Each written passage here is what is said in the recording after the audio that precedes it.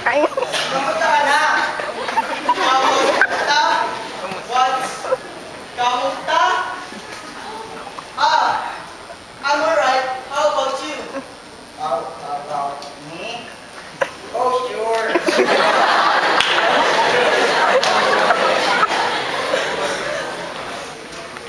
Why are you speaking and talking in yeah? You is a Filipino, is you drone? I got your point. Both my father and mother are Filipinos, but I was born in the States, so I used to speak in English, you know? Oh, it's alright. Nakakilala ko sa akin ito. Pag-edit yung salita. Basta maganda Pilipino. Maganda? What do you mean? I say, Filipino is much beautifuler than